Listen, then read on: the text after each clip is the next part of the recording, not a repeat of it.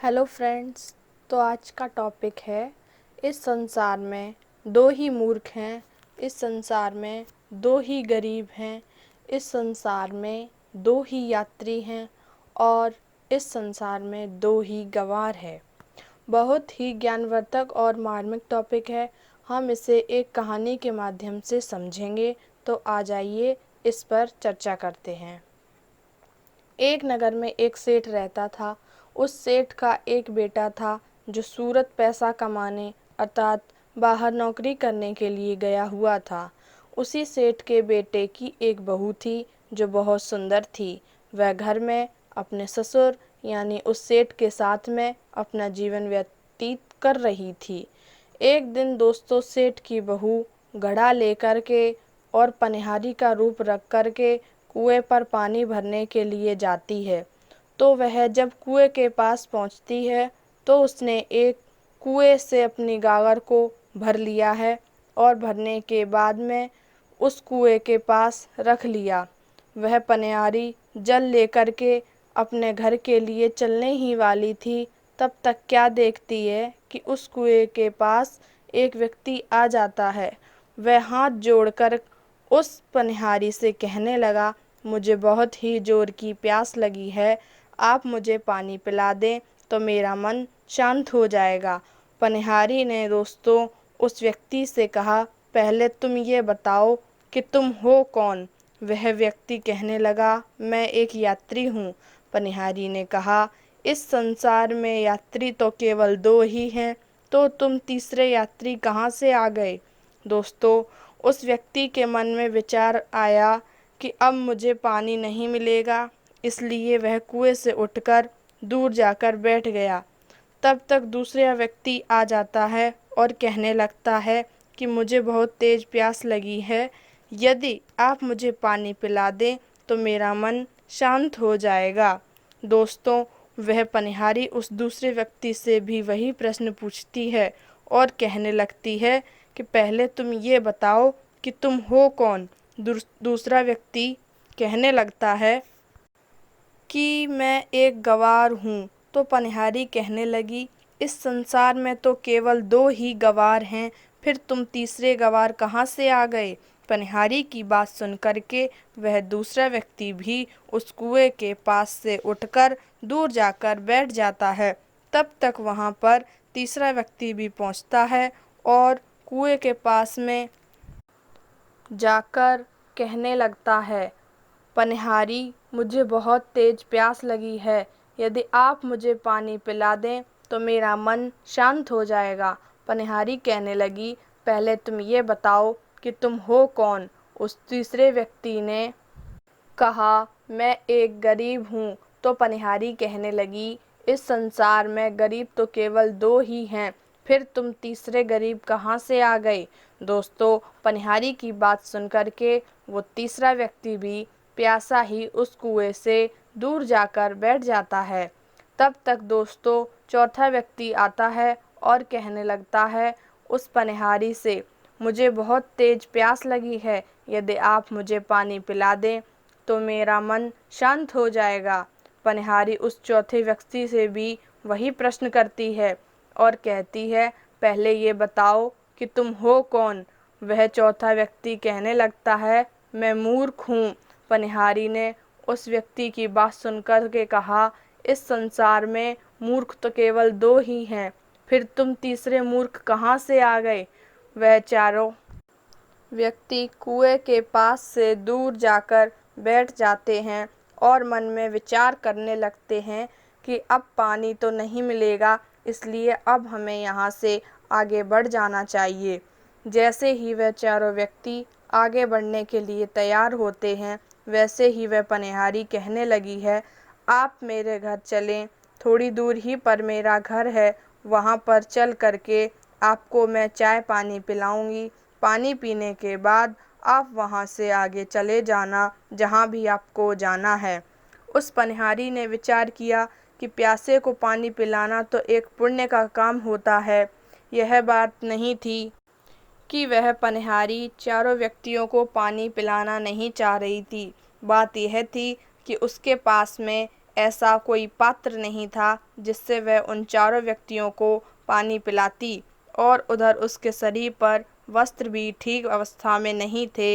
इसलिए वह पनिहारी मन में संकोच कर रही थी और उसके मन में यह विचार आया कि मैं इन चारों को घर पर ले जाकर पानी पिलाऊंगी, क्योंकि प्यासे को पानी पिलाना बहुत ही पुण्य का काम होता है।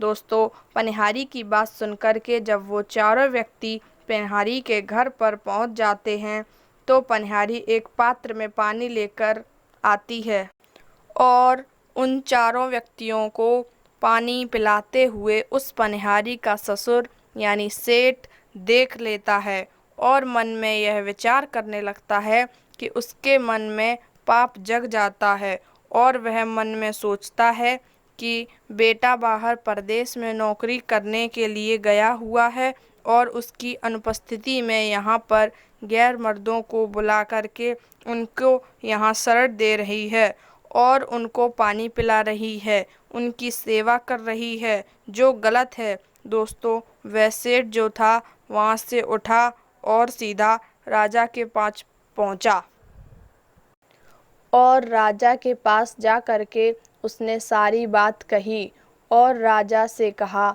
हे राजन, मेरे पुत्र की जो बहू है उसका चलन ठीक नहीं लगता है मुझे।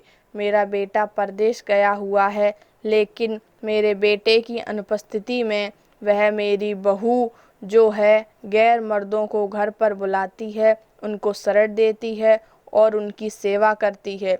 उसको सज़ा अवश्य मिलनी चाहिए। दोस्तों, सेठ की बात सुनकर राजा ने उस पनिहारी के पास सूचना भिजवाई कि वह तुरंत ही आकर राजा के सामने पेश हो। जब यह सूचना उस पनिहारी के पास पहुंची कि उसे राजा ने बुलाया है, तो उस पनिहारी ने भी राजा के लिए एक सूचना भिजवाई और कहा उस राजा से, यह पूछकर आओ राजा ने मुझे किस रूप में बुलाया है, बेटी के रूप में बुलाया है या बहू के रूप में या किसी अन्य रूप में मुझे बुलाया है। दोस्तों, राजा को जब यह सूचना वापस दी गई तो राजा ने पालकी भेजी और कहा, इस पालकी में बिठा करके उसे यहाँ पर लेकर आओ, उसे यहाँ एक बहू के रूप में बुलाया गया है।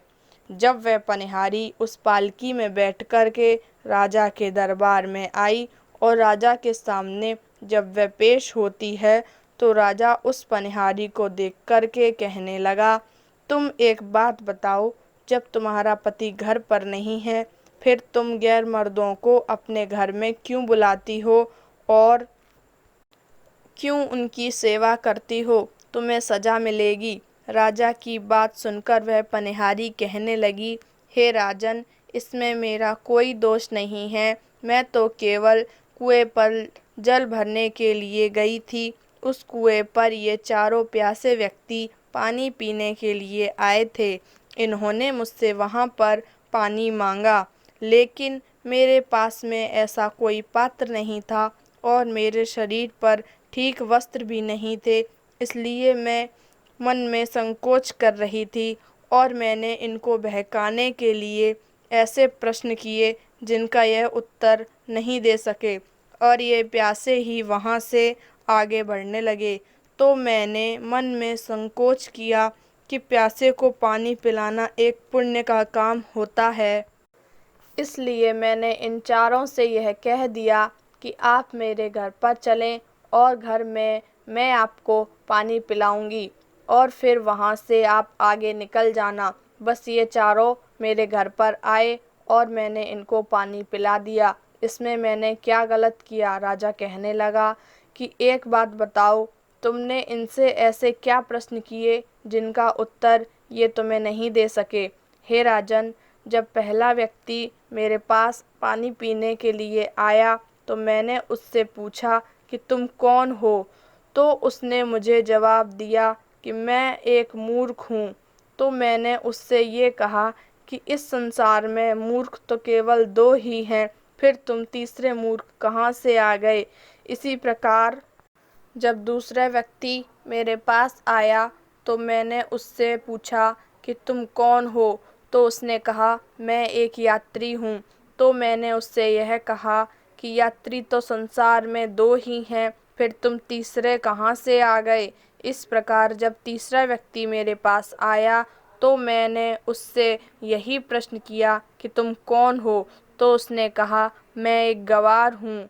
और जब चौथा व्यक्ति मेरे पास आया तो मैंने उससे भी यही प्रश्न पूछा कि तुम कौन हो। उसने मुझसे कहा मैं गरीब हूँ। तो मैंने उससे कहा इस संसार में दो ही गरीब हैं, फिर तुम तीसरे कहाँ से आ गए। और ये मेरे प्रश्न का उत्तर नहीं दे सके तथा वहाँ से प्यासे ही आगे जाने लगे। इसलिए मैं इनको घर पर लेकर आई और मैंने इनको पानी पिलाया, क्योंकि यह मेरा धर्म था। पनिहारी की बात सुनकर राजा एकदम से भौंचक्का रह गया, क्योंकि उसकी समझ में भी इन प्रश्नों के उत्तर नहीं आ रहे थे। तो राजा कहने लगा, पनिहारी, इन प्रश्नों के उत्तर अब तुम ही बताओ। तो पनिहारी कहने लगी, राजन, यदि आप मुझे माफ़ कर दिया दें या आप मुझे माफ़ करने की कह रहे हो तो मैं आपको उत्तर बताने के लिए तैयार हूँ। राजा कहने लगा कि ठीक है, मैंने तुम्हें माफ़ कर दिया, अब मुझे उत्तर बताओ। राजा की बात से सहमत हो करके वह पनिहारी कहने लगी, हे राजन, इस संसार में तो केवल दो ही यात्री हैं, वह है सूर्य और चंद्रमा।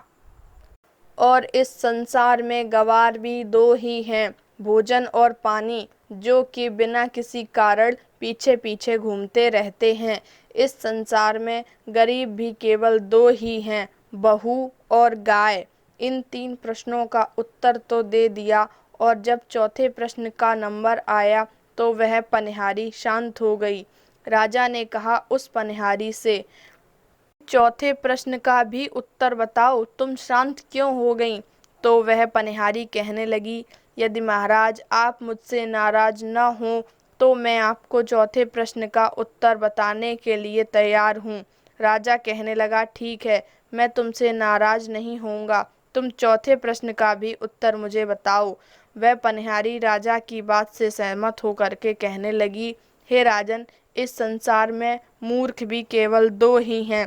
पहले मूर्ख मेरे ससुर हैं, जिन्होंने मुझसे कुछ भी नहीं पूछा और मेरे चरित्र पर सीधा धब्बा लगा करके आपके पास शिकायत की। इन्होंने अपने कुल की लोक लाज को तार तार कर दिया। दूसरे मूर्ख राजा हैं, जिन्होंने बिना कुछ जाने मेरे बारे में इस सभा के बीच में मुझे जबरदस्ती बुलाकर पेश करवा दिया। पहले तो उस पनिहारी की बात सुनकर राजा को क्रोध आया, फिर उसकी बात को ध्यान से सोचा तो उसने विचार किया कि ये पनिहारी बात तो सही कह रही है। बिना किसी को जाने दरबार में उसे बेइज्जत करना सही नहीं है। और राजा ने अपनी गलती का पश्चाताप किया और उस पनिहारी का सम्मान किया। धन्यवाद। तो इस कहानी से हमें यह शिक्षा मिलती है कि हमें पहले सत्य को जान लेना चाहिए।